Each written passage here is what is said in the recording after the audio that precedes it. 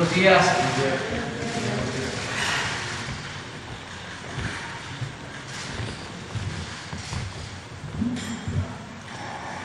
Vamos a iniciar la semana informando sobre las acciones que se llevan a cabo para evitar la violencia contra las mujeres. Ese fue el compromiso que se hizo y se va a cumplir. Pero vamos a iniciar con el quién es quién en los precios de los combustibles, como lo hacemos siempre. Luego vamos a ver los videos de las obras que se están realizando y posteriormente nos van a exponer sobre el tema de la violencia contra las mujeres y lo que se está haciendo la doctora Olga Sánchez Cordero, Rosa Isela Rodríguez, secretaria de Seguridad y Protección Ciudadana, Nadine Gassman, que es la titular del Instituto Nacional de las Mujeres, y Fabiola Alanís, titular de la Comisión Nacional para Prevenir y Erradicar la Violencia contra las Mujeres. Muy bien, pues entonces vamos al informe sobre lo que estamos haciendo para evitar la violencia contra las mujeres. Adelante. Con su venia, señor presidente. Buenos días a todas y a todos ustedes. Por instrucciones del señor presidente Andrés Manuel López Obrador, el día de hoy informamos sobre los avances de la política en materia de violencia contra las mujeres. Como ustedes saben, desde la creación del Grupo Interinstitucional de Estrategias contra Violencias, el famoso llamado GIEV, comenzamos un ejercicio de comunicación permanente a través de estas conferencias de prensa. Estas tienen el objetivo de informar sobre el avance de las acciones gubernamentales para atender la violencia de género. Los informes a la Nación fueron suspendidos para garantizar el cumplimiento de los principios de imparcialidad y de equidad durante el pasado proceso electoral. Con esta conferencia retomamos el ejercicio y reafirmamos el compromiso de informar sobre este asunto trascendental para toda la sociedad mexicana. Diferentes instituciones y medios de comunicación han reportado el incremento de feminicidios y violencia familiar durante el periodo de confinamiento por la pandemia del COVID-19.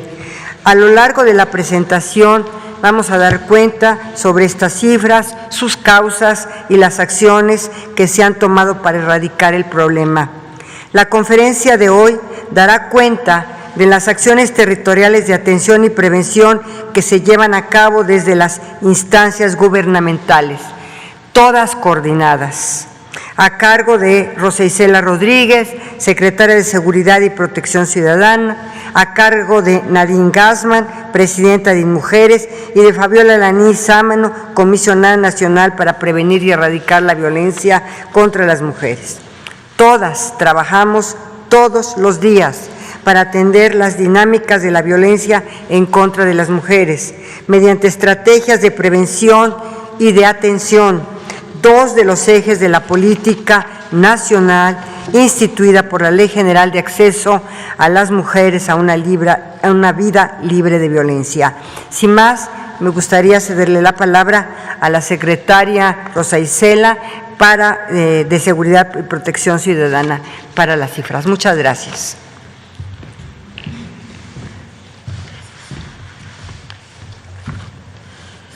Muy buenos días, tengan todas y todos ustedes. Con su permiso, señor presidente, muy buenos días a los representantes de los medios de comunicación y a quienes nos siguen por redes sociales. En cumplimiento a su instrucción, señor presidente, presentamos este informe sobre el comportamiento de la incidencia de feminicidios y otras violencias, así como las acciones que hemos emprendido desde la Secretaría de Seguridad y Protección Ciudadana.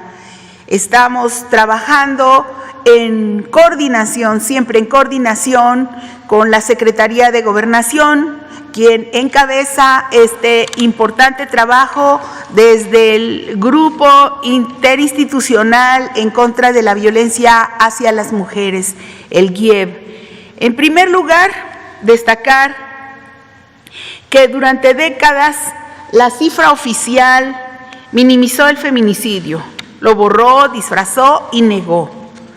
Lamentablemente, este flagelo ha existido y hay referencias conceptuales desde 1976, pero el primer caso reconocido en México se registró en 2010 en el estado de Guerrero. De acuerdo a la línea de tiempo que vemos ahí, fue en 2018 cuando se homologó y aprobó por primera vez un criterio nacional para el registro de este delito por parte del Secretariado Ejecutivo del Sistema Nacional de Seguridad Pública. Mientras que en 2019, hace apenas 2 años, se logró que todos los estados lo tipificaran en sus códigos penales. Entre 2018 y 2019 se reforzó el registro estadístico de este delito a nivel nacional mediante lineamientos para homologar las 9 causales de feminicidio en las 32 entidades. En el gobierno del presidente Andrés Manuel López Obrador tenemos el compromiso de clasificar adecuadamente los feminicidios sin importar que esa suma implique un aumento en las estadísticas. Aquí la gráfica sobre la incidencia de feminicidios. Informar que entre enero y mayo de este año se presentaron 423 víctimas de este delito, un aumento de 7.1% respecto al mismo periodo del 2020. En la siguiente lámina, 8 entidades concentraron el 57.4% de las carpetas de investigación por este delito en el país. Destacar que en algunas entidades como la Ciudad de México, toda carpeta de investigación por homicidio cuya víctima es mujer se inicia como feminicidio. En la gráfica siguiente, si revisamos la incidencia por cada 100,000 habitantes, el panorama nos muestra que 8 entidades concentran las tasas más altas de feminicidio: Morelos, Sonora, Quintana Roo, Colima, Jalisco, Sinaloa, San Luis Potosí y Chiapas. De los 724 municipios que registran carpetas de investigación por este delito, 50 concentran el 38.5% de los casos y 5 más tienen el 7.9% de las carpetas de investigación: Culiacán, Tijuana, Juárez, Guadalajara y Monterrey. En atención a los compromisos que asumimos para atender este delito, 30 mesas estatales y 244 regionales para la construcción de paz cuentan con la asistencia constante de las instancias dedicadas a la atención de las mujeres, de la Secretaría de Gobernación o de otros estados como son el INMujeres y la CONAVIM. Para combatir la impunidad, los secretarios técnicos de las mesas para la construcción de paz dan seguimiento a 224 carpetas de investigación por homicidios contra mujeres, 123 por feminicidios y 101 por homicidios dolosos.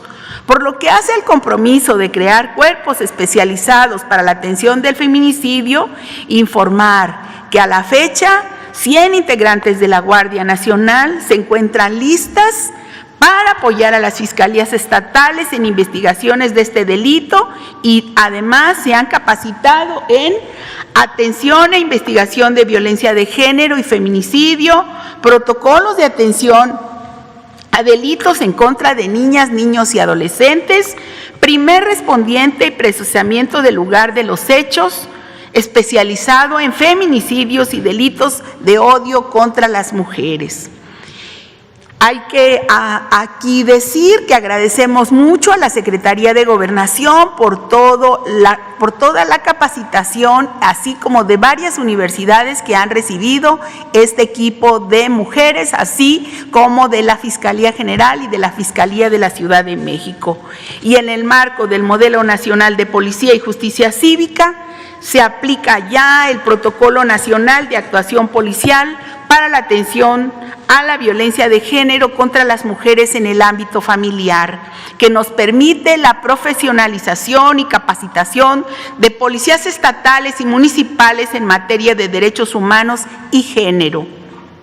Continuamos los trabajos de elaboración del Protocolo Nacional de Atención de Violencias Feminicidas y durante el último año se realizaron 800 actividades, talleres, cursos y pláticas en materia de igualdad, de violencia de género, de no discriminación, de masculinidades y de salud, en la que participaron 27,323 elementos, hombres y mujeres, de la Guardia Nacional.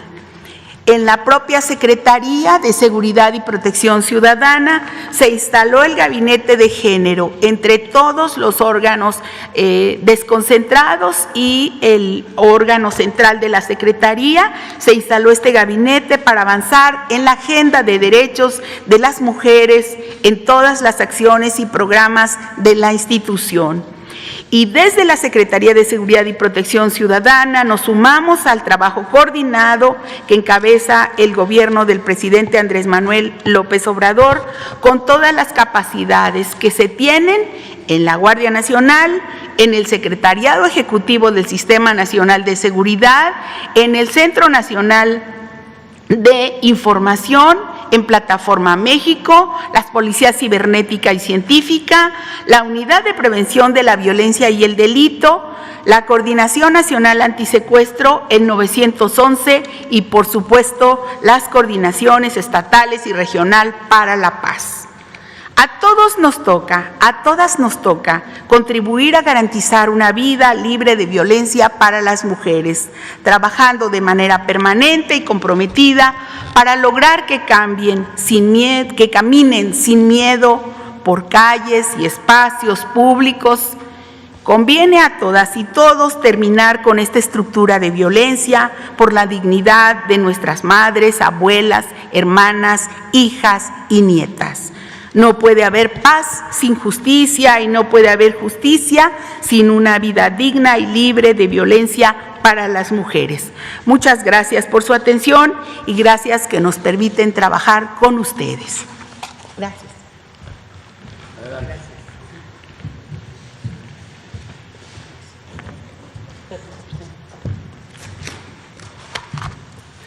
Buenos días a todas y a todos, con su permiso, presidente, compañeras, secretarias. Podemos observar en la lámina 1, y le quiero informar, señor presidente, que durante los últimos meses hemos reforzado las acciones para prevenir, atender, sancionar y erradicar las violencias que ocurren todos los días en contra de las mujeres y las niñas, es decir, la violencia por razones de género.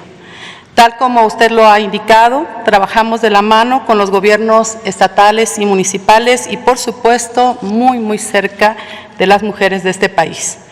En los últimos meses hemos supervisado y estamos mejorando el funcionamiento de los servicios dedicados a la atención integral de las mujeres. Hemos estado en 21 entidades federativas, especialmente en Sonora, Sinaloa, Coahuila, Baja California, Veracruz, Ciudad de México, Colima, entre otras. Hemos puesto mucha atención a los municipios con los mayores niveles de violencia y en aquellos que tienen alerta de violencia de género. Estuvimos, por ejemplo, y estamos trabajando muy fuerte en el Centro de Justicia para las Mujeres que está ubicado en Tijuana, precisamente en una de las colonias de mayor marginación de ese municipio.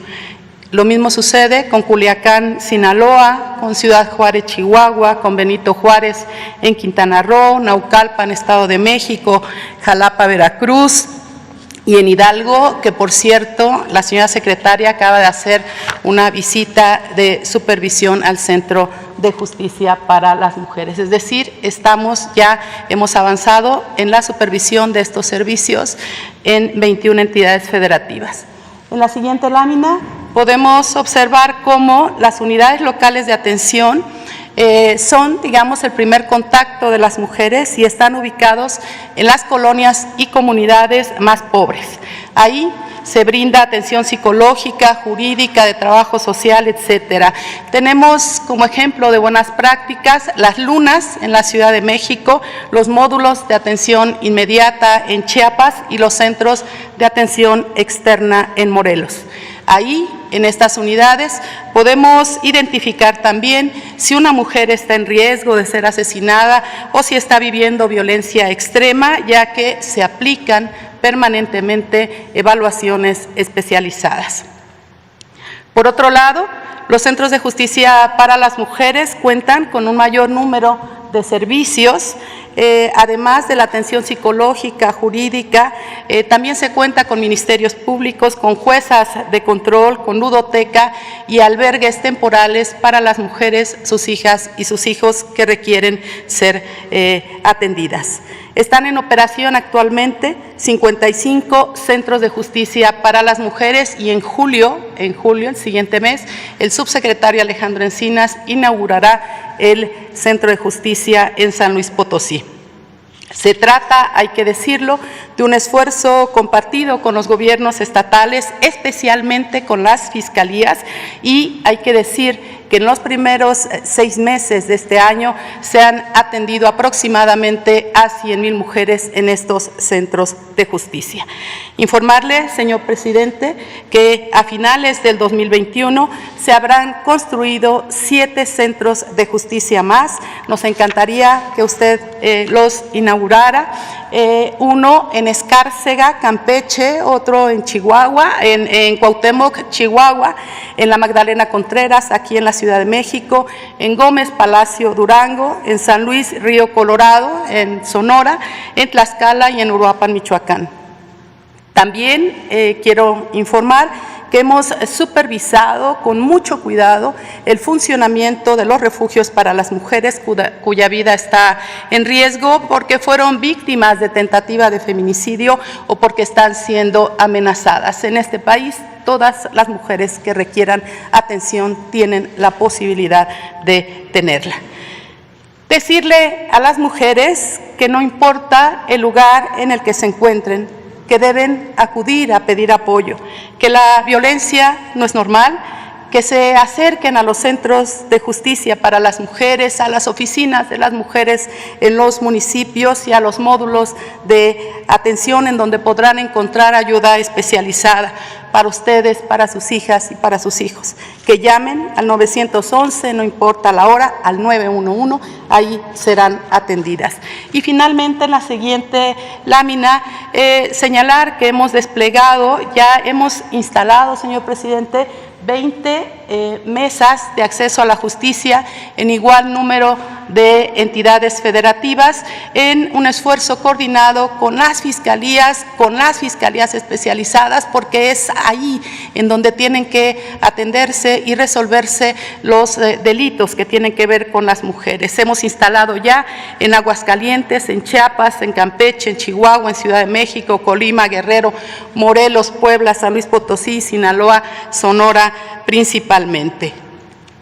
En estas mesas de acceso a la justicia estamos revisando temas que son centrales. Uno, lo que tiene que ver con los feminicidios, porque tiene razón el presidente cuando señala que es en esta administración en donde hemos puesto una mayor atención a que los delitos en contra de las mujeres sean clasificados como tal y que toda muerte violenta de una mujer sea iniciada, como bien decía la secretaria, como un delito de feminicidio. Eso lo estamos abordando con las fiscalías.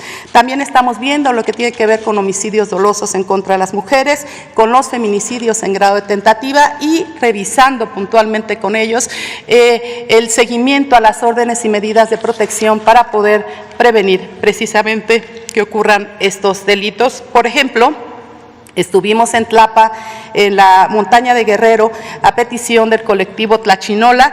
Ahí sesionó la mesa de acceso a la justicia de Guerrero y se revisaron 62 casos de delitos contra mujeres en los municipios de la montaña. Ningún delito puede quedar en la impunidad, mucho menos los feminicidios infantiles. Estamos atendiendo muy de cerca esos terribles y dolorosos casos precisamente con las autoridades estatales. Finalmente, informar que estamos revisando el avance de las alertas de violencia de género decretada en 18 entidades de la República.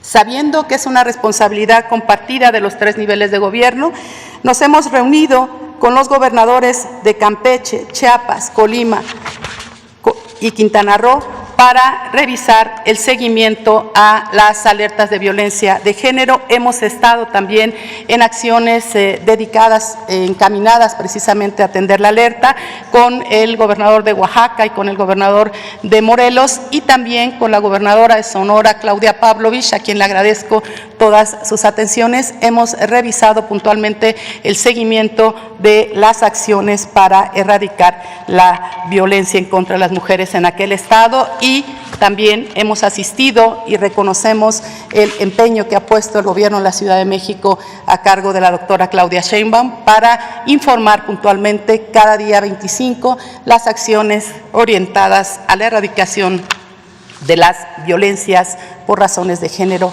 en la Ciudad de México. Es cuanto, señor presidente.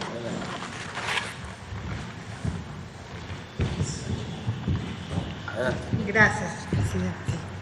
Muy buenos días a todas y a todos, señor presidente, secretarias, colegas, medios de comunicación y sobre todo las personas que nos están viendo por la televisión y las redes sociales. Es realmente un gusto estar de regreso en este espacio y informar el trabajo que estamos haciendo para promover la igualdad sustantiva, prevenir y atender la violencia contra las mujeres y las niñas. Desde que inició este gobierno, el Instituto Nacional de las Mujeres ha trabajado para llegar a las mujeres que más lo necesitan. Hemos recorrido los 32 estados para construir desde lo comunitario, a través del diálogo con todas las mujeres, con las mujeres jóvenes, con las adultas, con las amas de casa, con las académicas, con las mujeres de la diversidad sexual y de género, con las mujeres trabajadoras del hogar, con todas. Pero especialmente escuchando a las mujeres que están en situación de mayor vulnerabilidad, es decir, con las mujeres indígenas, con las mujeres rurales, con las mujeres afromexicanas, todas las mujeres trabajadoras. Y en este diálogo, la siguiente por favor, las mujeres nos dijeron 3 de sus principales preocupaciones y expectativas. El primero, erradicar las violencias que enfrentan en todos los espacios y vivir en paz. Es un deseo profundo de las mujeres mexicanas. Segundo, es tener más autonomía económica, poder salir a trabajar, ganar un salario, tener seguridad social. Y la tercera es redistribuir el trabajo del hogar y de cuidados que hoy recae de una manera desproporcionada en sus hombros, sin reconocimiento ni pago. Las demandas de todas las mujeres quedaron plasmadas en el Programa Nacional para la Igualdad entre Mujeres y Hombres 2024, que es la hoja de ruta que estamos siguiendo por todo el Gobierno de México. Especialmente en el tema de violencias contra las mujeres y las niñas, en el IMujeres reconocemos que estas representan un reto enorme que requiere de todos los esfuerzos institucionales, de todos y todas, como bien decía la secretaria. Y es por eso que estamos trabajando, liderados por la secretaria Sánchez Cordero, en el GIEP, para articular acciones que den resultados. Y nos hace mucho énfasis la secretaria y el presidente de la necesidad de dar resultados. Y desde el IMujeres impulsamos estrategias para prevenir las violencias contra las mujeres y las niñas, y hoy solo quiero referirme a 3 de ellas. La siguiente, por favor. La primera tiene que ver en materia de violencia sexual y embarazo de niñas y adolescentes. La siguiente, por favor. A este gobierno nos preocupa la violencia sexual y el embarazo de las niñas y adolescentes. Y es por ello que desde el IMujeres estamos impulsando acciones de prevención del embarazo adolescente y de erradicación del embarazo infantil a través del Fondo para el Bienestar de las Mujeres, que estamos coordinando con las 32 entidades federativas y que están desarrollando cuestiones que van desde talleres, pero sobre todo estamos haciéndolo de la mano de las instancias locales y poniendo al centro el protagonismo de las niñas y de las adolescentes.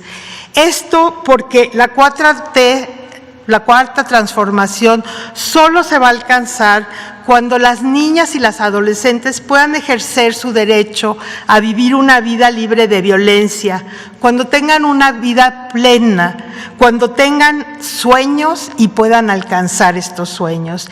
Y esta estrategia habla directamente con ellas, habla de lo que tienen que hacer, cómo están los servicios dispuestos para ellos, la importancia de la educación en sexualidad y sobre todo la prevención de la violencia. La segunda acción de las que les quiero hablar es la siguiente, por favor, es la relativa al acompañamiento de las mujeres en el territorio. Un elemento fundamental de la prevención de la violencia por razón de género es la cercanía, la escucha, el acompañamiento desde el territorio, desde las comunidades, desde los barrios, desde las colonias. Y por ello, en el IMujeres impulsamos el fortalecimiento de los centros para el desarrollo de las mujeres y las redes de mujeres constructoras de paz. Este año fortalecimos 388 centros de desarrollo de las mujeres que están en todo el territorio nacional. Estos son lugares construidos con y para las mujeres. Se orientan programas de capacitación para acercar a las mujeres a los programas de bienestar, apoyarlas en su emprendimiento, prevenir y atender para referir los casos de violencia.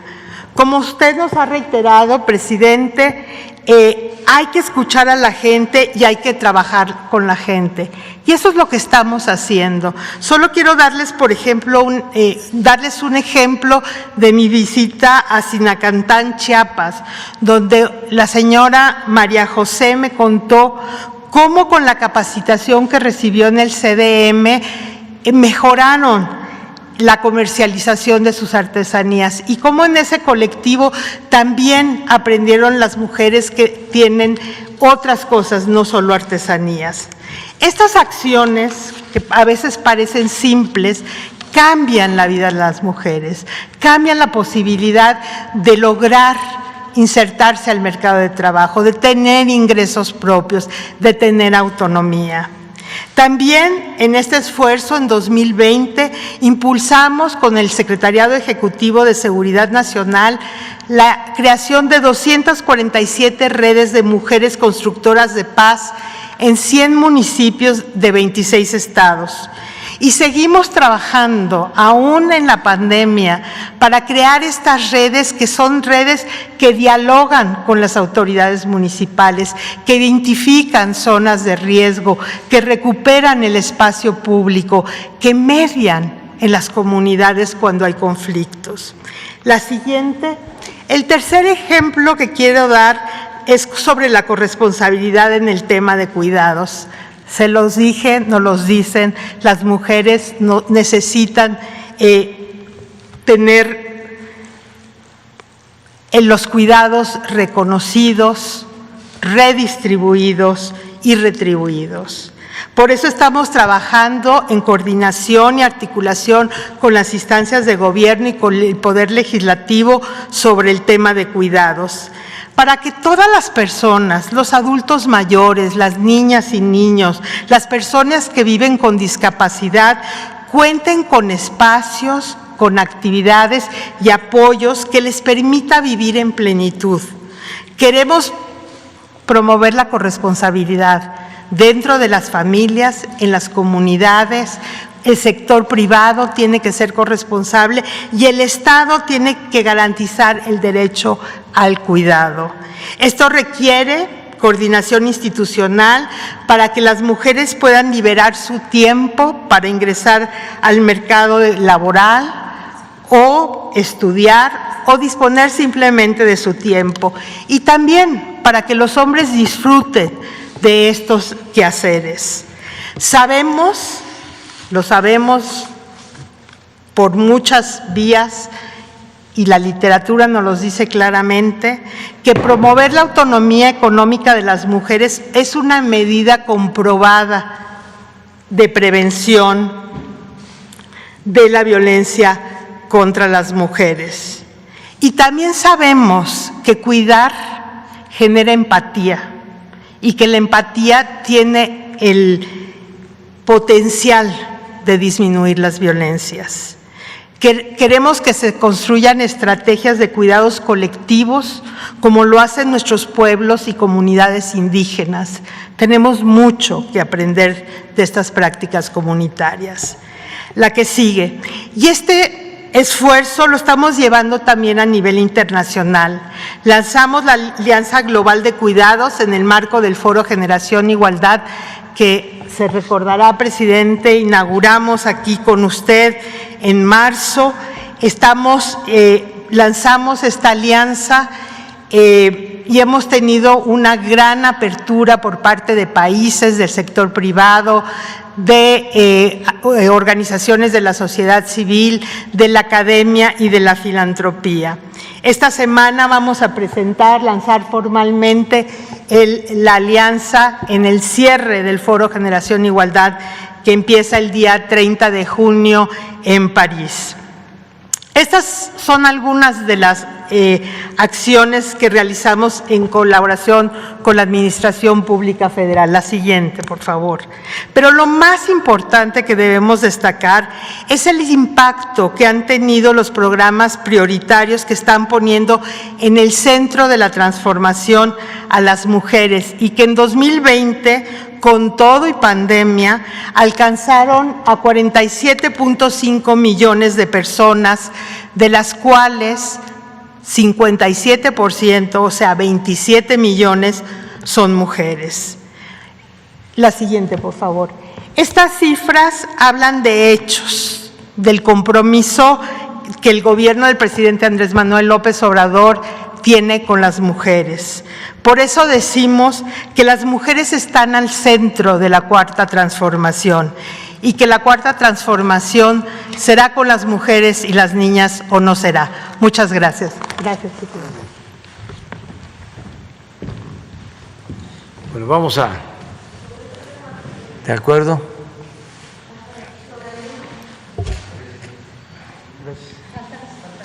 Buenos días, señor presidente. Buenos días, secretarios. Perdón. ¿Usted? Iba a dar unas palabras, presidente, ¿cómo no? ya para concluir. Pero Sí. Gracias. Ya con este mensaje final. El reto de erradicar la violencia contra las mujeres, como acabamos de ver, es enorme. Como enormes son también los esfuerzos coordinados que se realizan en los 3 niveles de gobierno. Sabemos que una mujer que ha sido violentada requiere de una respuesta contundente. Su demanda de justicia no distingue atribuciones institucionales o niveles de gobierno y nuestra tarea es proveer integralmente esa atención. Quienes informamos hoy de cara a la nación, estamos convencidas de que la respuesta a los asuntos de perspectiva de género son un adeudo que tenemos con la esperanza y memoria de las mujeres que han sido violentadas, victimizadas y esclavizadas. Antes de dar por concluida la sesión, deseo dar, como ya lo vimos aquí, unos ejemplos de las acciones coordinadas federalmente.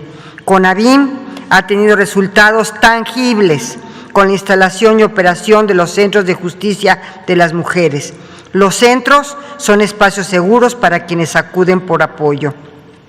InMujeres ha trabajado en la prevención de la sensible problemática de la violencia sexual y el embarazo en niñas y adolescentes, en el bienestar de la mujer a través de los Centros para el Desarrollo de las Mujeres y coordinando el Sistema Nacional de Cuidados, como lo acabamos de ver, cuya misión es garantizar la integridad de todas las personas.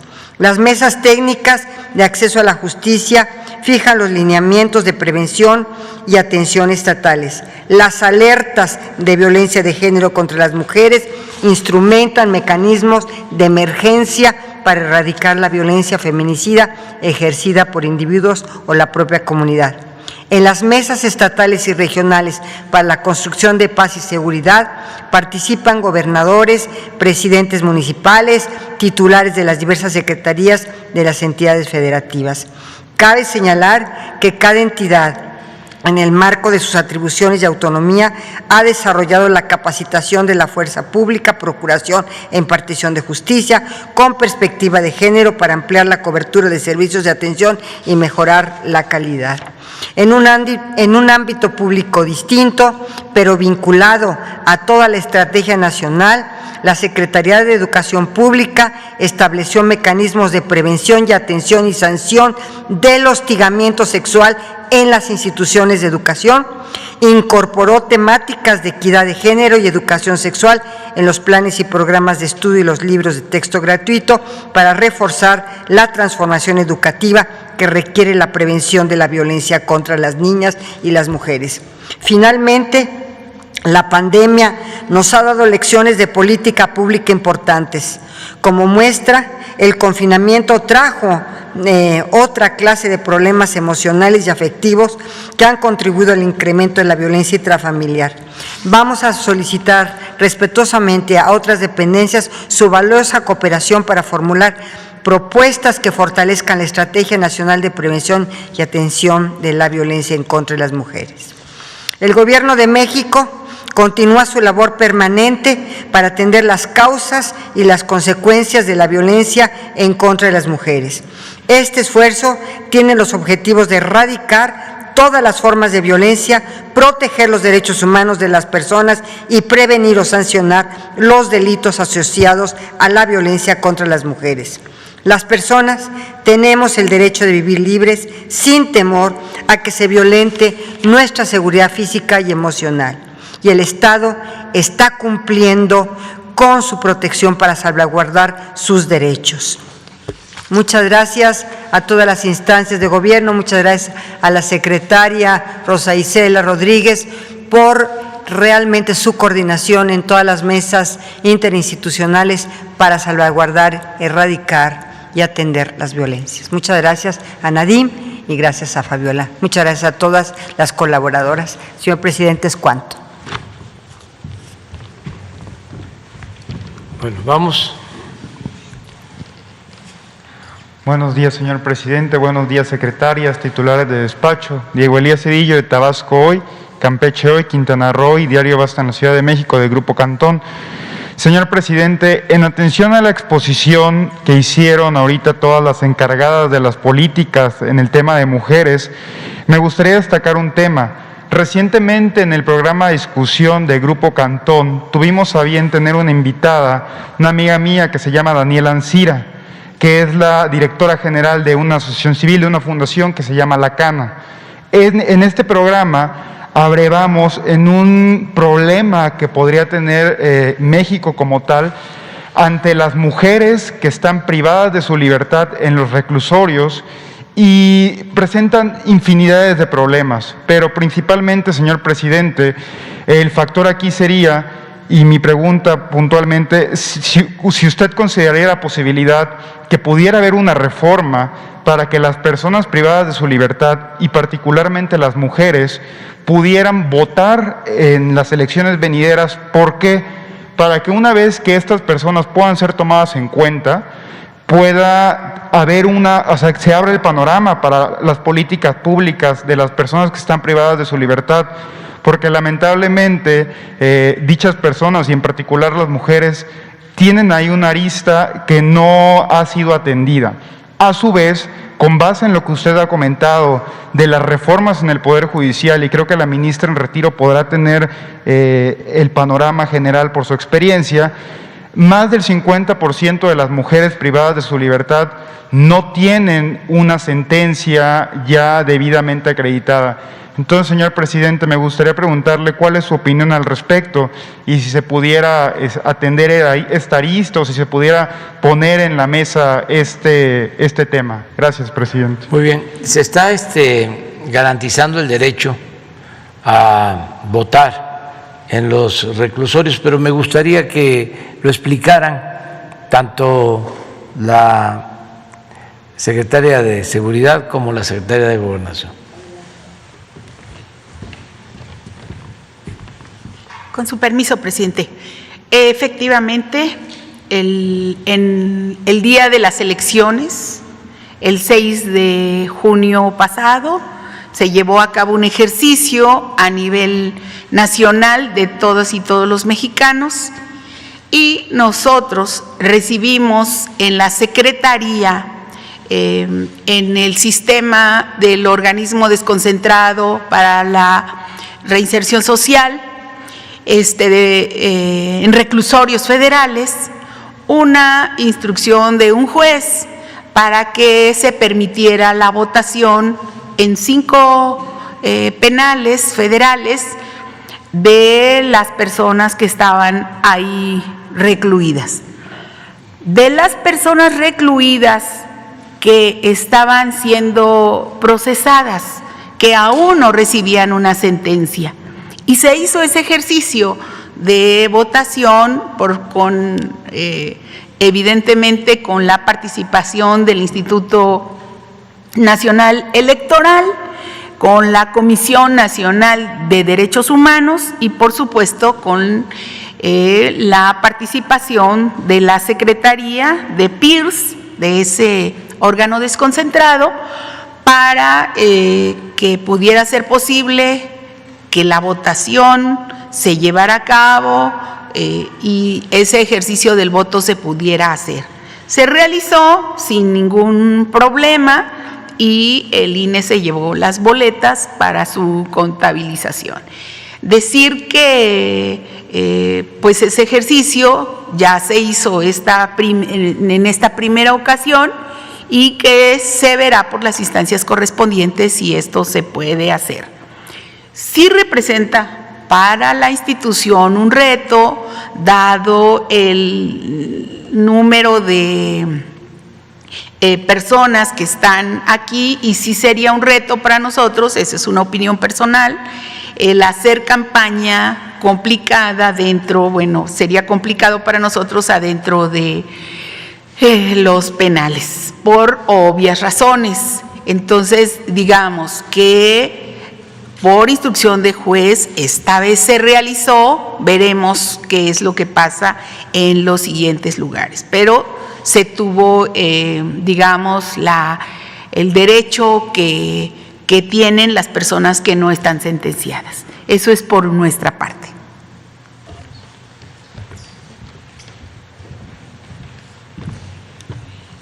Tienes mucha razón en que muchas personas que están ahorita privadas de su libertad en prisión preventiva, en prisión oficiosa, no tienen todavía una sentencia definitiva. Muchas de ellas tienen varios años recluidas sin tener todavía la sentencia. Estamos, por instrucciones del presidente, en comunicación constante y coordinación y en el respeto irrestricto a las atribuciones del Poder Judicial Federal y de los poderes judiciales locales para que los jueces puedan con mayor celeridad ya resolver en definitiva la situación de cada una de estas personas que está siendo procesada. No nada más es el Poder Judicial, sí quiero enfatizarlo con mucha puntualidad. Son a veces todos los recursos que van interponiendo los abogados en el transcurso del proceso lo que dilatan también la emisión de la sentencia definitiva. Y mientras estén los recursos y se tenga derecho a ellos, pues normalmente esto va alargando, se va alargando el proceso. Sin embargo, sí estamos ya en coordinación, estamos atendiendo el tema, que el tema es muy grave, lo vimos en las reuniones de seguridad con el señor presidente, el tema es muy grave por la cantidad de personas que todavía no reciben la sentencia definitiva. Pero estamos trabajando en eso. Muchas gracias. Gracias, presidente.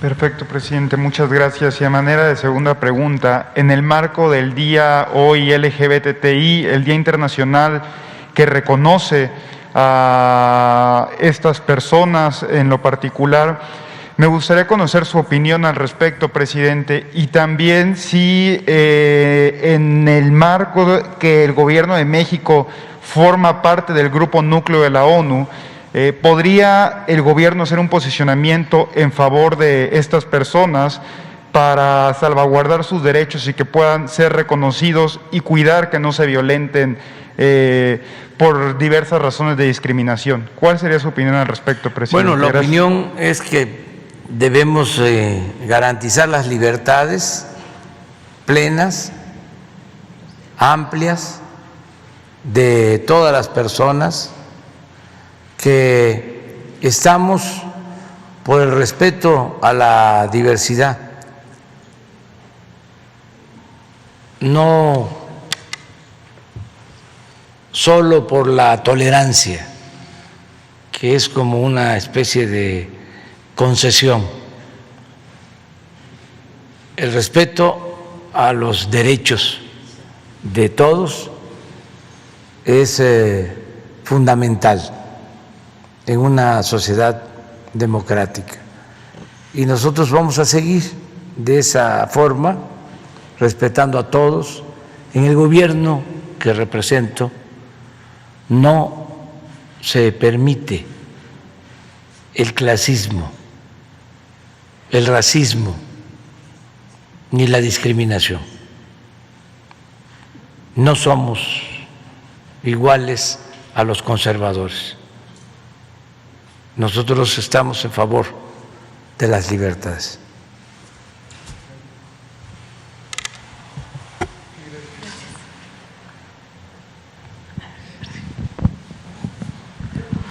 Hola a todos y a todas, soy Nuri Fernández de La Caracola. Buenos días, presidente, buenos días, funcionarias. Bueno, yo quisiera referirme a que realmente sí hay en el informe del último periodo un aumento de la violencia, ¿no? Y en particular hay un aumento de la violación y también del feminicidio. Entonces, yo quería plantear lo siguiente. Cuando estuvieron en el aniversario de Tenochtitlan y que estaba presente la expresidenta de Brasil, Dilma Rousseff, ella citó a Carlos Monsiváis diciendo que si se pierde la batalla cultural, se pierde la batalla política. Entonces, de alguna manera, creo que hay que encarar el tema de la violencia contra la mujer y del machismo que está presente en la sociedad de manera tan importante como una batalla cultural. Y ¿cómo hacer? Porque esto también tiene que ver con, digamos, acercarse al mundo urbano y al mundo del arte y la cultura.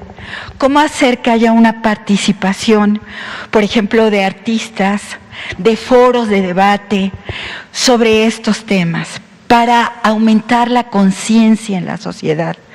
Porque es un tema de conciencia, no solamente es un tema de acciones de gobierno, es un tema de conciencia social general.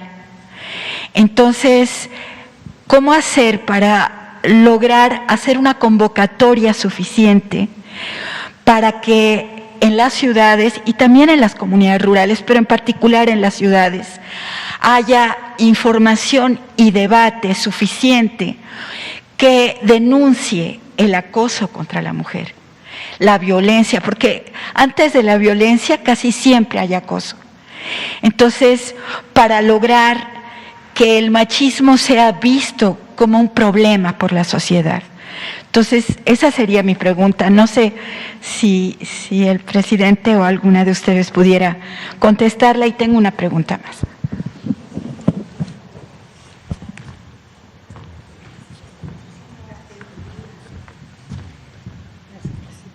No, muchas gracias por la pregunta, y ese es el objetivo general de nuestras estrategias de prevención.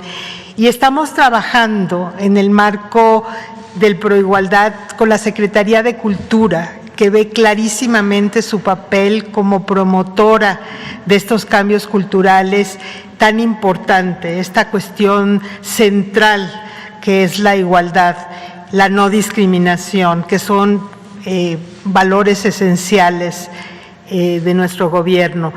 También estamos trabajando con la Secretaría de Educación. Nos parece importantísimo que estos temas, el tema de la igualdad, el tema de la no discriminación, el tema del machismo, etcétera, sean temas que se traten, y sobre todo se trate hacia lo que queremos ir desde muy pequeños, ¿no? Cambiar esta estructura. Y el tema de los cuidados es un tema también revolucionario, porque es esto de poner en práctica en la casa, en el hogar, esta no división sexual del trabajo, hacer este cambio y hacer un llamado muy importante a los hombres a involucrarse más, y eso también hace que sean más empáticos, sean menos violentos. El tema central realmente es esta transformación, y tenemos que hacerla desde todas partes. Entonces, estamos trabajando en ello, y hay una serie, la Secretaría de Cultura y la Secretaria Frausto lo va a explicar mucho mejor que yo, tiene una estrategia equitativa, que quiere decir que en todos los espacios culturales tiene que abordarse este tipo de temática. Gracias. Y la siguiente pregunta tiene que ver también con esta batalla cultural, pero en otro terreno, que es el de la consulta por el juicio a los expresidentes. El artículo 35 de la Constitución, que establece el derecho a la consulta, en su fracción octava, en el inciso 5, establece que la consulta debe realizarse el mismo día de las elecciones federales. Mi pregunta es: ¿por qué ya pasaron las elecciones federales y por qué se puso otra fecha? Porque la consecuencia de eso es la restricción en el número de casillas. Y la restricción en el número de casillas es naturalmente una restricción en el número de votantes. Entonces, si habría la posibilidad de que las y los ciudadanos puedan implantar alguna forma de hacer casillas, como se hacía antes en las consultas populares.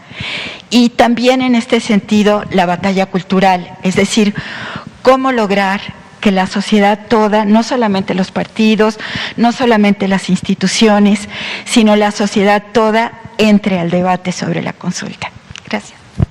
Bueno, esto tiene un origen cuando se envió la iniciativa para la consulta.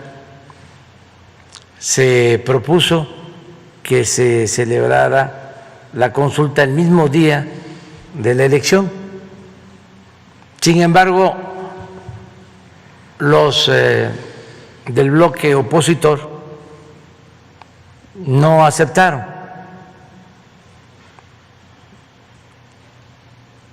Y por eso se cambió de fecha.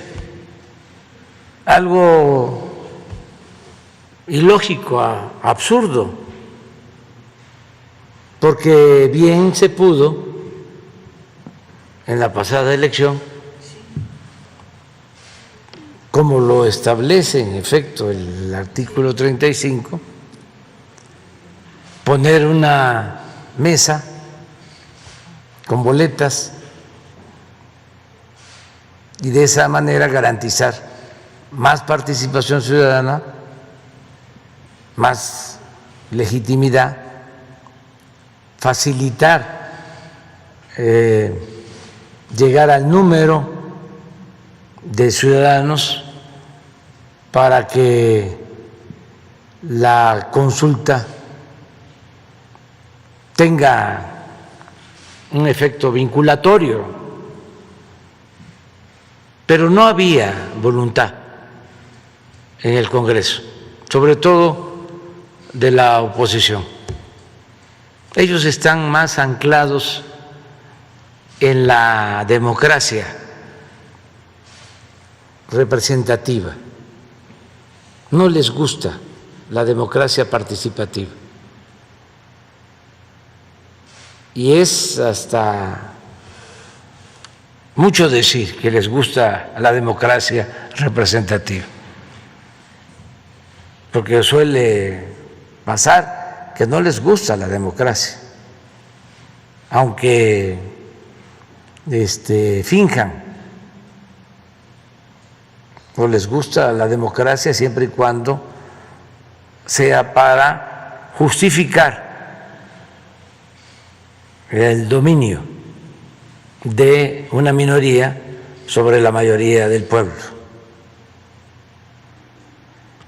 Entonces, por eso es que la consulta se va a llevar a cabo del día 1 de agosto. De todas formas, hay que promoverla. Los medios no la van a promover, porque los medios están al servicio de los grupos de intereses creados, con honrosas excepciones. No les conviene, como se dice coloquialmente, como lo dice el pueblo. No dicen nada, dice la gente, porque no les conviene. Pero ya, afortunadamente, se está dando un debate, una polémica, y es interesantísimo lo que ya está empezando a suceder en las redes sociales. Estaba yo viendo una respuesta de una mujer inteligentísima, Beatriz Aldaco, que no tengo el gusto de conocer, o a lo mejor sí en alguna ocasión, pero no la identifico. Actúa en las redes sociales, escribe muy bien, tiene una prosa excepcional y además una capacidad de argumentación única. Es de las mejores escritoras de México, yo creo que desconocida. Y ayer o antier le contestó a Goldenberg sobre un artículo donde él niega lo de la consulta. No le da importancia y actúa con desprecio a la consulta.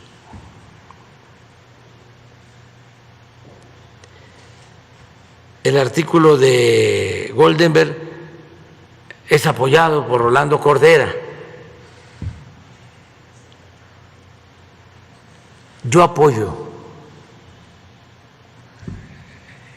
la argumentación de Beatriz Aldaco, por ejemplo, e invito a que se conozcan los textos, los dos, del de Goldenberg y el de Beatriz, y así ir debatiendo sobre este tema que es muy importante es que la gente decida con libertad sobre su futuro, es mandar obedeciendo. Ya fijé mi postura, yo no voy a participar, no voy a votar para que se enjuicie a los expresidentes. Lo dije desde que tomé posesión, estoy pensando hacia adelante, afortunadamente vamos muy bien, se está acabando con la corrupción, que es lo que tiene a los conservadores muy molestos, porque estaban acostumbrados a robar y a mandar y a ignorar al pueblo. Entonces eso ya está cambiando y les molesta mucho, porque son muy clasistas, porque son muy racistas y son muy hipócritas. Esa es su verdadera doctrina, la hipocresía. Aparentan una cosa y son otra. Entonces, por eso sí es importante el debate y ojalá y se siga dando y en libertad todos participen y decidan. Yo propuse lo de la consulta porque considero que es un ejercicio importante, no solo legal, sino moral. Si el periodo neoliberal causó un daño tremendo al país, es el peor periodo de la historia de México.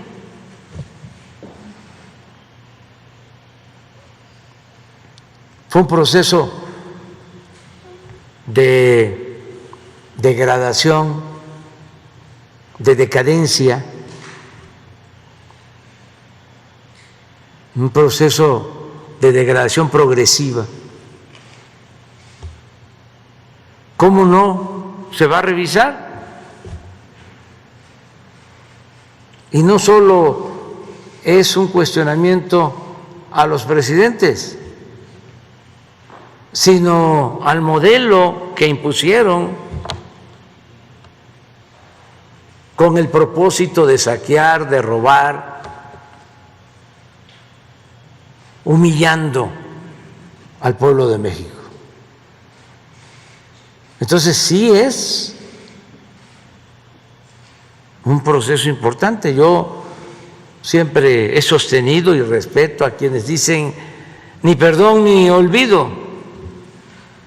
Yo digo perdón sí, olvido no. Entonces va a ser importante y sobre todo para que no se repita una situación tan lamentable por la que se vivió. Todavía estamos padeciendo de todas esas atrocidades, de todos esos saqueos, de todos esos abusos en materia de seguridad. ¿Por qué tenemos todavía altos índices de homicidios? Porque se arraigaron las prácticas de violencia, se permitió la creación de grupos que crecieron al amparo del poder. Ahí está el caso del señor García Luna,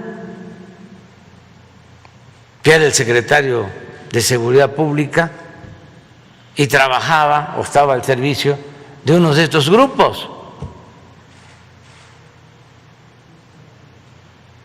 No surgieron estos grupos en estos 2 años y medio que llevamos nosotros.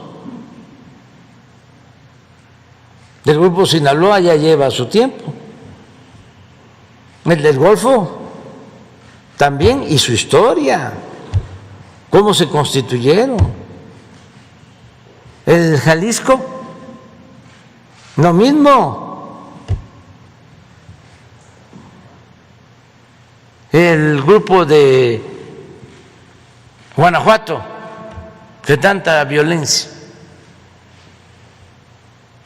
genera. ¿Cuándo se constituyó? Pues todos, en el periodo neoliberal, porque había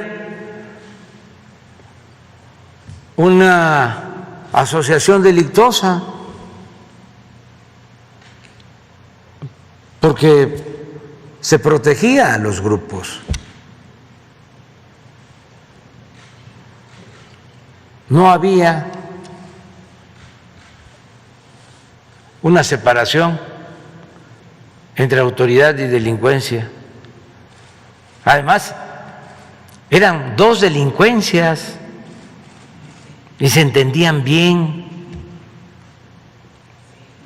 La delincuencia llamada organizada y la delincuencia de cuello blanco.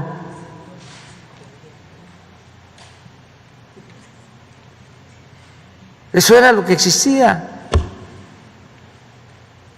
Entonces vamos poco a poco avanzando, evitando la corrupción, la impunidad, fortaleciendo valores culturales, morales, espirituales. Eso fue también otro agravio, el hacer a un lado los valores y darle aliento a un modelo de vida individualista, aspiracionista, aunque no les guste. Lo voy a seguir diciendo, que consiste en triunfar a toda costa, sin escrúpulos morales de ninguna índole, pasando por encima de los demás, haciendo a un lado el humanismo, el amor al prójimo.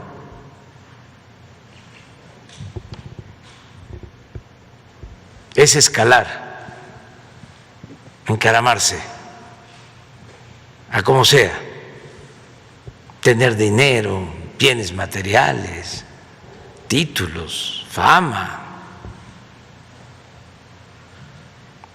Ese es el modelo que acompañó al saqueo neoliberal o neoporfirista. Y eso es lo que defienden nuestros adversarios. Por eso es buenísima la polémica. Nunca se había aclarado tanto, porque siempre se engañaba.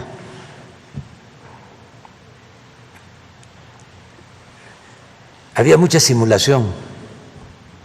Se hablaba de la sociedad civil, que eran independientes, No hay sociedad civil vinculada al pueblo, a los pobres. La llamada sociedad civil era filantropía, era lo que permitía llevar a cabo el saqueo y simular de que se estaba ayudando a la gente. Ellos se quedaban con las tajadas más grandes del presupuesto y repartían migajas. Los intelectuales orgánicos, que cobraban muchísimo dinero para callar y aplaudir como vasallos. nunca un cuestionamiento, nunca un libro en contra de la corrupción que imperaba,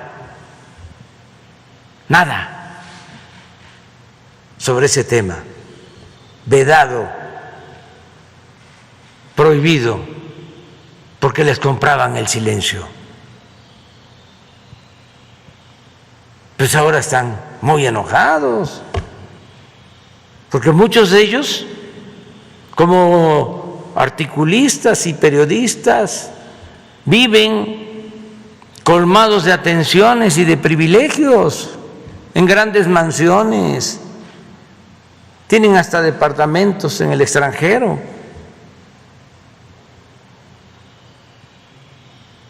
Y todo eso se terminó. Se acaban los privilegios. No puede haber gobierno rico con pueblo pobre. Y dicen, es que antes los presidentes tenían mucha popularidad y ahora el presidente no la tiene. Pues puede ser, que Salinas tuviese mucha popularidad, o Zedillo, o Fox, o Calderón, o Peña, ¿no? Nada más que costaba mucho. Yo prefiero no tener tanta, pero no pagar publicidad. Entonces, vamos avanzando poco a poco y todavía estoy muy contento con la gente, porque también ya no se habla del tema, ya no se quiere analizar, reflexionar sobre el hecho de que se unieron todos los conservadores, empresarios, traficantes de influencia, políticos corruptos, periodistas vendidos o alquilados, intelectuales orgánicos, líderes partidistas, etcétera, etcétera, etcétera, etcétera. Y tenían un propósito: que no obtuviésemos mayoría en la Cámara de Diputados. Ya lo he dicho y lo voy a seguir mencionando, porque además ellos, eso es lo que más les duele, porque enfocaron todas las baterías a ese propósito, más que a ganar gobernaturas, que a ganar presidencias municipales, congresos locales, era que no tuviésemos la mayoría en la Cámara de Diputados Federal, porque en la Cámara de Diputados, no en la de senadores, se aprueba el presupuesto, y como ellos mismos lo decían, que si ganaban la mayoría iban a cancelar los programas sociales,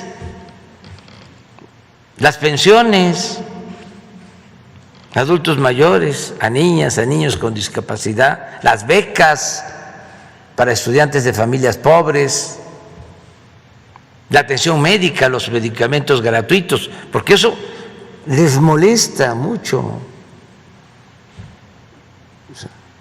los irrita el que se atienda a los jóvenes, el programa Jóvenes Construyendo el Futuro. ¿Cómo es que se les da dinero a los ninis? Claro, hay que dejarlos como estaban, abandonados. marginados y indefensos para ser enganchados por el crimen organizado. Pero convencerlos de que es mucho mejor, 1000 veces mejor, 1.000.000 de veces mejor tener a los jóvenes estudiando o trabajando que tenerlos en la calle, está muy difícil, porque tienen una mentalidad muy retrógrada, muy conservadora. Así pensaban en la colonia durante la tiranía de Santa Anna, en el Porfiriato, y eso quedó ahí. Y no tiene que ver con los niveles de escolaridad. El racismo, desgraciadamente, sigue existiendo. Hace unos días hubo un cuestionamiento a la danza, a la tradición de los voladores de Papantla. Racista. Me acuerdo de un dirigente que me da una pena porque era el secretario de Economía o de Hacienda del gobierno legítimo, también con doctorado del ITAM,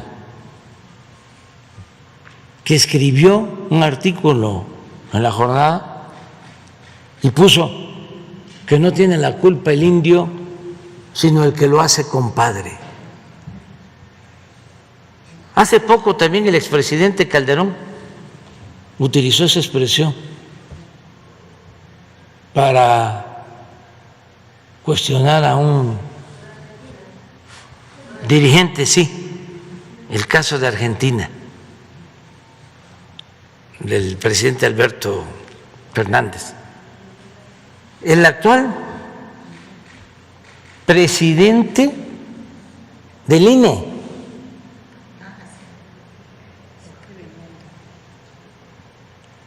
atendió a un grupo de representantes de pueblos originarios y le estaban pidiendo reconocimiento a las comunidades indígenas. Y ya se van, pero él se enoja y luego aparece una grabación en donde él se burla. Dice que es un indígena y se mofa y le sale pues su racismo, y es doctor y es así eminencia. Sí. Es que no es lo mismo la educación que la cultura.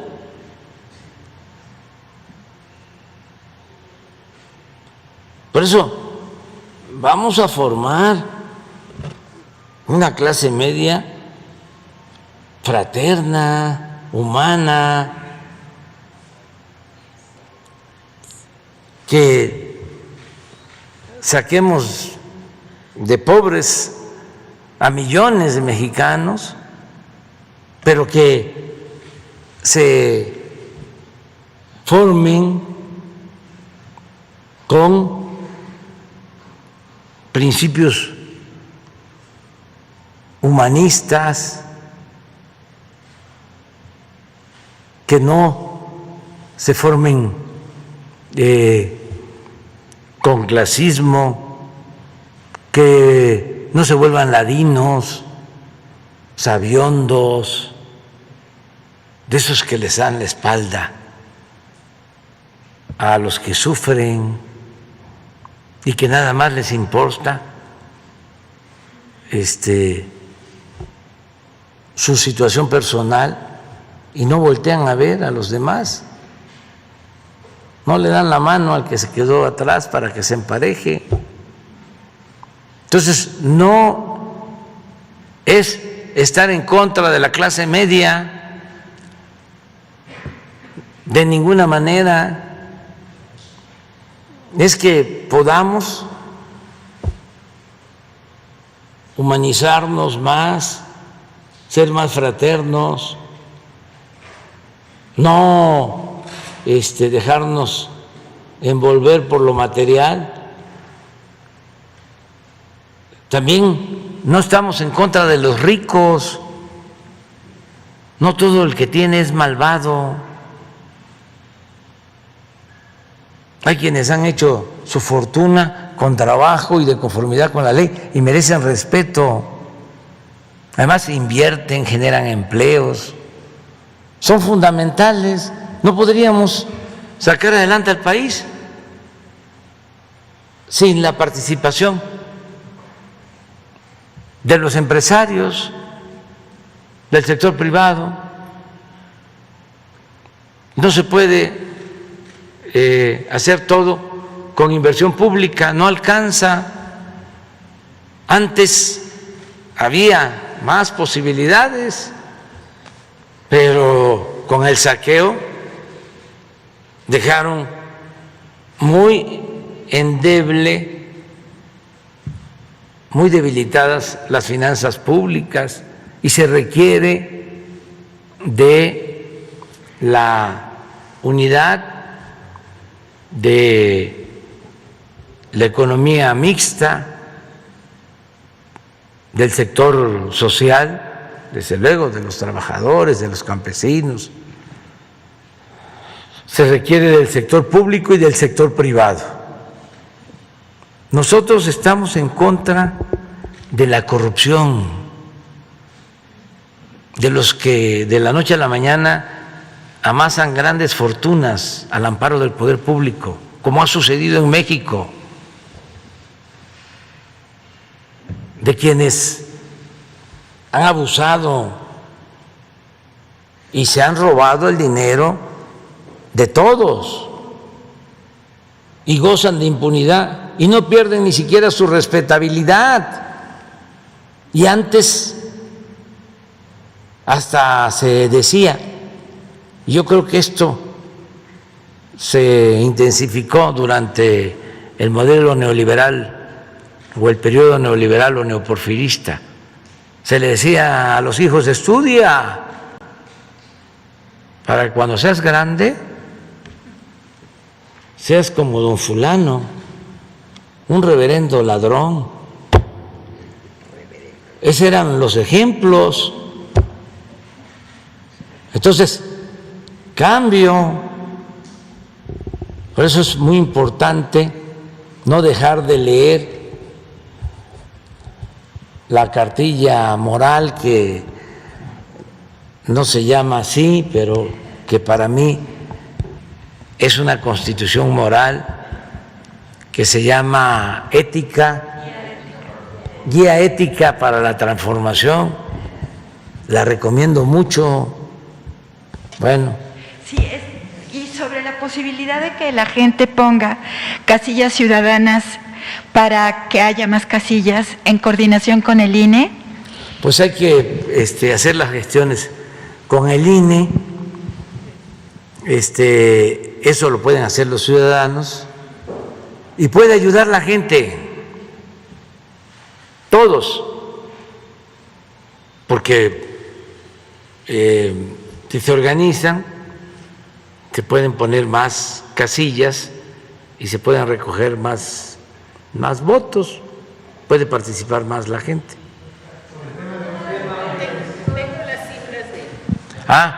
Miren, hay una cifra sobre lo que preguntó sobre el compañero, sobre los votos.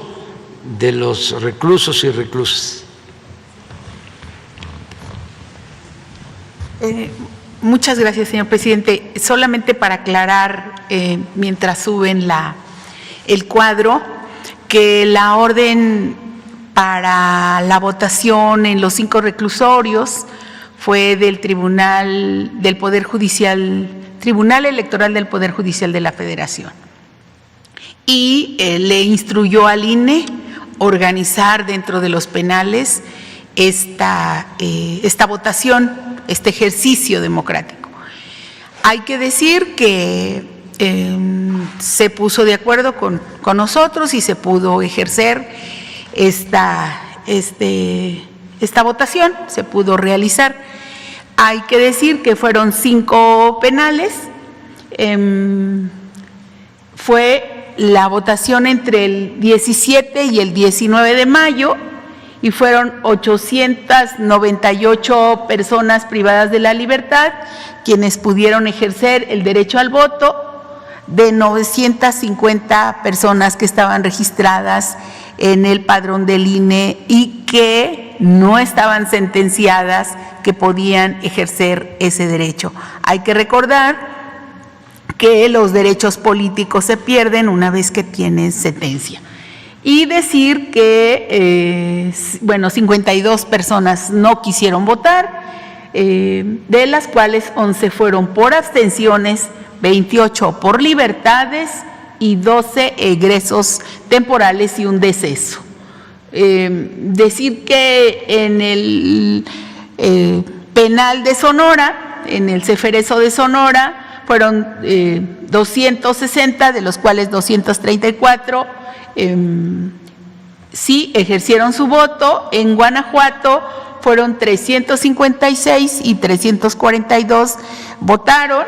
En el caso de Chiapas, de 91 a 89 votaron. En el femenil, porque la pregunta fue por las mujeres, de 148, 142 ejercieron su derecho. Y en el caso de Michoacán, de 95 a 91, siendo, como decíamos, 756 hombres y 142 mujeres, para un total de 950 en la lista nominal y 898 que pudieron ejercer el voto. Entonces, la instrucción fue del tribunal, fueron 142 mujeres de ese total, y pues ya se hizo ese ejercicio que será paulatino hasta 2024. Eso es.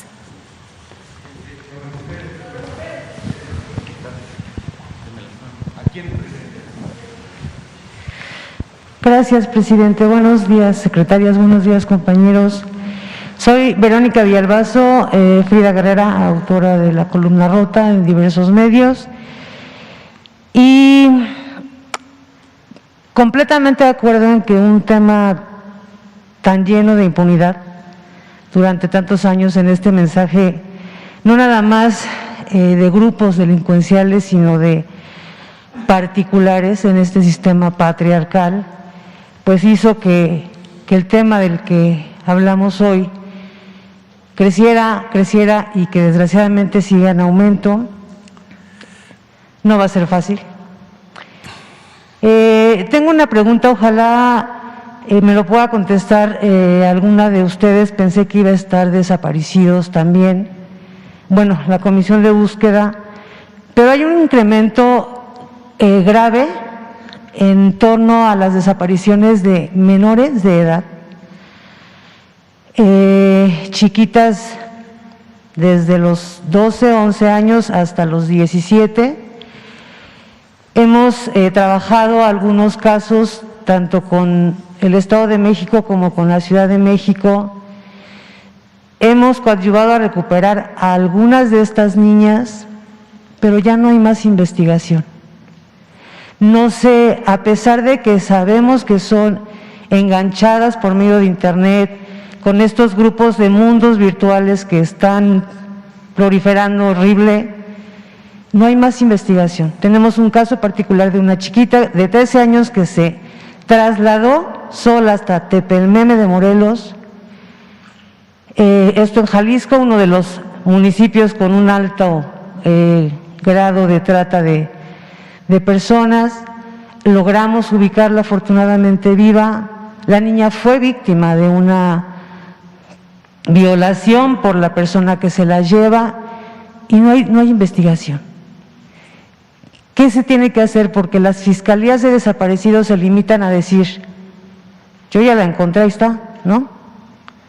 ¿Qué sigue después? No sé, secretaria o el secretario de Isela, si usted tenga la respuesta. ¿Ustedes? ¿Cualquiera?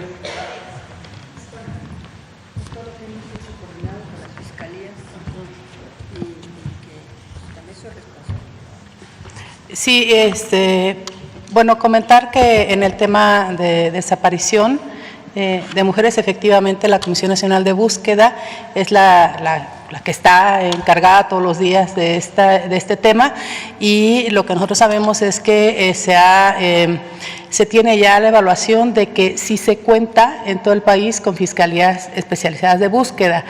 En el caso de las mesas técnicas de acceso a la justicia que hemos instalado ya en 20 entidades, han servido de espacio para precisamente ver este tipo de casos.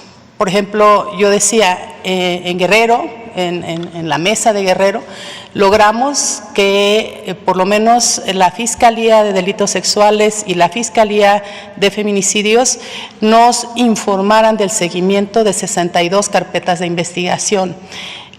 Muchos de los casos, como señalaba, tienen que ver con violación de niñas en los municipios de la montaña de Guerrero.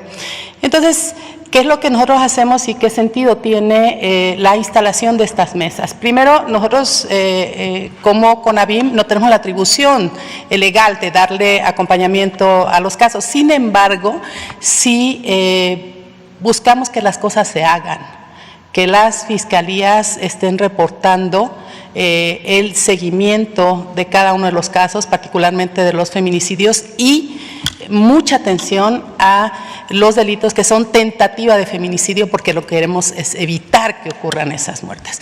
Y entonces, en el caso de los feminicidios, que también se abordan en las mesas técnicas de acceso a la justicia, nosotros hemos calculado que desde la CONAVIM le damos acompañamiento por lo menos a 2 casos todos los días de los feminicidios que ocurren. Este acompañamiento y la atención a una víctima es una cadena, digamos, de acciones que se tienen que realizar. Lo vimos, por ejemplo, en el caso que tú nos encomendaste y que abordamos de Querétaro, donde ya se detuvo al presunto en el Estado de México y que se además tipificó o se integró la carpeta como feminicidio. Entonces, es una cadena de intervención de diferentes instituciones que incluye la participación de las comisiones ejecutivas de atención a víctimas, que incluye la participación de las áreas de seguridad, que incluye la participación, por supuesto, de las fiscalías y de las instancias de la mujer que dan acompañamiento.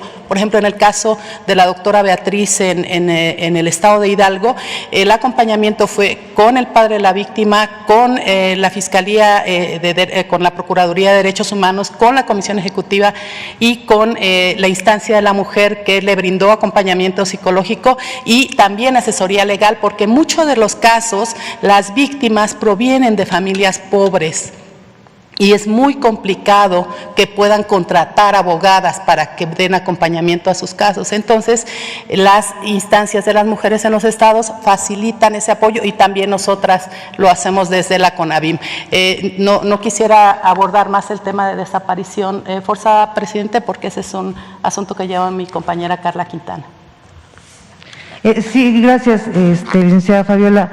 Sin embargo, bueno, ojalá en otro momento nos pueda contestar esto, desaparecidos, pero si es un tema justamente de no repetición, ¿no? O sea, ¿cómo vamos a evitar que sigan desapareciendo y enganchando a niñas si no se investiga quiénes son? Sí, efectivamente, primero decir, son 3 cosas lo de mi intervención. En primer lugar, tenemos que seguir muy coordinados con las fiscalías de los estados para toda la atención de violencia feminicida en general y violaciones o desapariciones en general de niñas, de niños, de adolescentes y de mujeres, tiene que haber siempre una buena coordinación. Cuando hay una buena coordinación con la Federación, las investigaciones generalmente llegan a que no haya impunidad. Esa es la primera cuestión. La segunda, trabajar en la sensibilidad alrededor de la atención de las víctimas. Porque puede haber muy buenos investigadores y que avancen rápidamente, pero que el trato a las víctimas a veces no sea el que tenemos la obligación como servidoras públicas de dar. Tercero, ahondar en las investigaciones hasta lo último, no quedarnos a medias ni nada, sino hacer que las fiscalías, la Fiscalía General, si es en los casos en donde es un espacio público federal, pues también tiene que ver con la parte de la Fiscalía General. En resumen, sí se tiene que trabajar más en esa coordinación junto con muchas personas que son expertas y que tienen mucha experiencia en esto. En el caso de nosotros, de la Secretaría, se trabaja de la mano, como aquí lo expuse, con la capacitación ahora de la Guardia Nacional. Hay un grupo importante de compañeras, quisimos que fueran mujeres, que están ya en la atención de casos en donde así nos solicitan la Fiscalía. Están muy bien capacitadas las compañeras jóvenes y que tienen mucho el ánimo y pues la sensibilidad para la atención de estos casos. Vamos a seguir trabajando y tenemos las cifras respecto de lo que usted está diciendo y algunos casos y muchos casos también que son resueltos, o sea, no es en los que usted ha participado, por fortuna en muchos casos se resuelve, pero sí tenemos que mejorar esa coordinación con todas las fiscalías y hacer el seguimiento respectivo. Gracias, secretaria. Espero que no haya problema porque son 3 temas nada más. Le hice llegar ya mis columnas, una de ellas que me interesaba mucho que usted tomara en cuenta, que es el caso de Tabata, una pequeñita de 4 años que fue víctima de violencia familiar y que después de haber estado en coma mucho tiempo, gravísima, sobrevivió. Y justamente también nos hemos percatado de que no hay seguimiento a estas chiquitas. Su abuelita, que es la que pues la rescata, tiene que dejar de trabajar para poder ayudar a la rehabilitación de la niña. Nosotros apenas estamos empujando el tema de que la puedan atender una institución de estas donde rehabilitan a estas pequeñitas. Hicimos una campaña para que apoyaran a la abuelita económicamente, pues quien pudiera. Directamente el apoyo se le llegó a la señora, pero nos preocupa porque sí, se da el seguimiento a estas mujeres, pero a los chiquitos, a la niñez, no hay rehabilitación. Hace un mes justamente que veníamos y que estaba el secretario de Salud, queríamos aprovechar, porque vemos que la Secretaría de Salud tiene todo un programa de atención a este tipo de chiquitos, pero pues no se ve en dónde se aplica. Nosotros acompañamos hasta este momento 3 casos en esa situación y pues no sabemos a quién dirigir.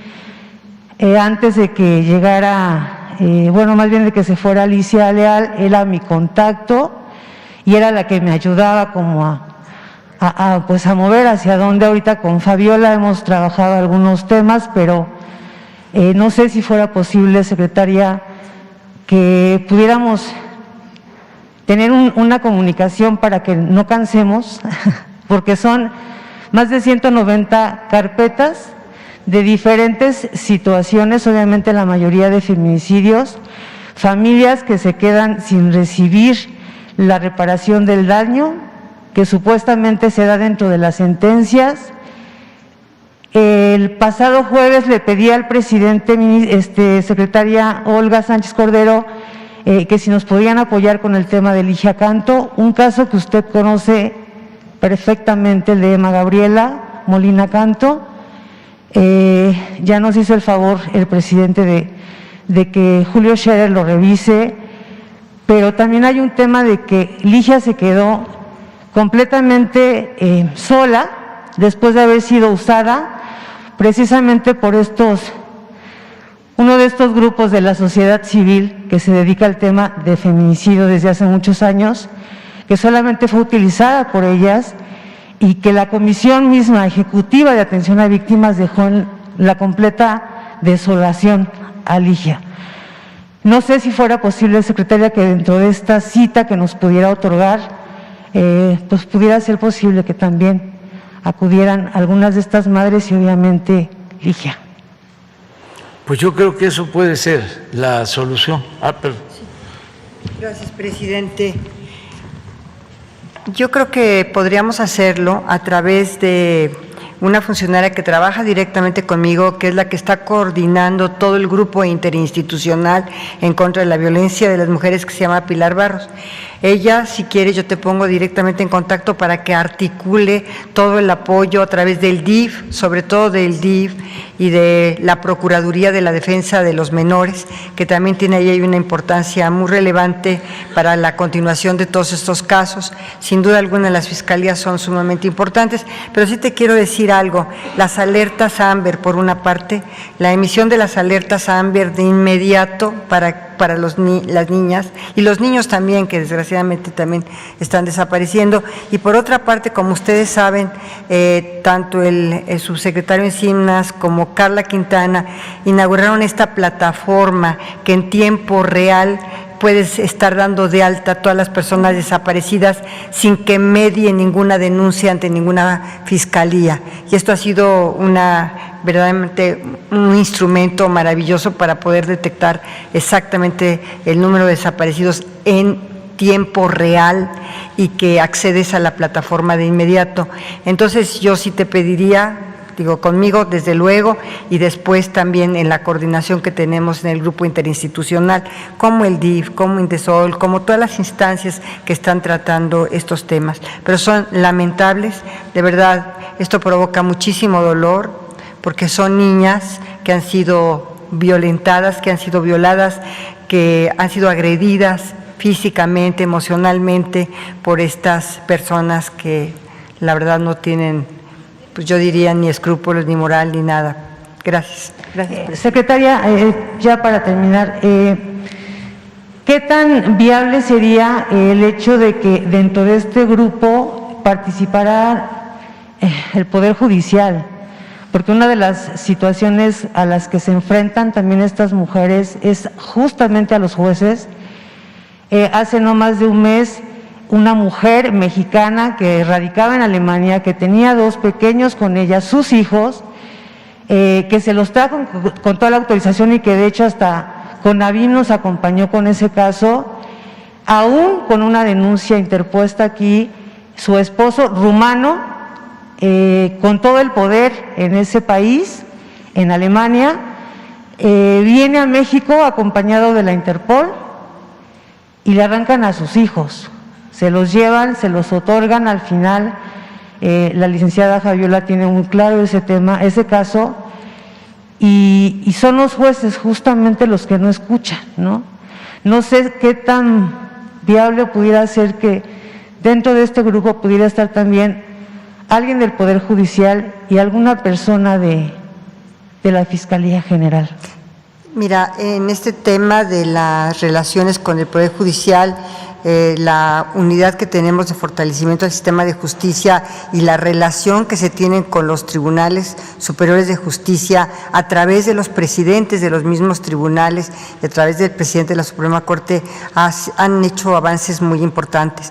Pero si tú nos das los casos específicos, con los juzgadores también que están ante quienes están juzgando estas situaciones, nosotros podríamos avanzar rápidamente a través también de la unidad de fortalecimiento al sistema de justicia. Muchas gracias, secretaria. Gracias, presidente. Gracias. Pues ya se fue el tiempo, se fue, y vamos al chocolate, el chocolate. Vamos mañana, no sé si hacemos lista para los que quedaron pendientes. ¿Cómo hacemos la lista para mañana? Sí, pero ya se termina el tiempo porque ustedes tienen que ir a desayunar. Bueno, adiós, adiós. Ya estoy reuniéndome. Hoy tengo dos con el gobernador de Chihuahua y con el gobernador de Jalisco. En la mañana el gobernador de Chihuahua y en la tarde, noche, al gobernador de Jalisco.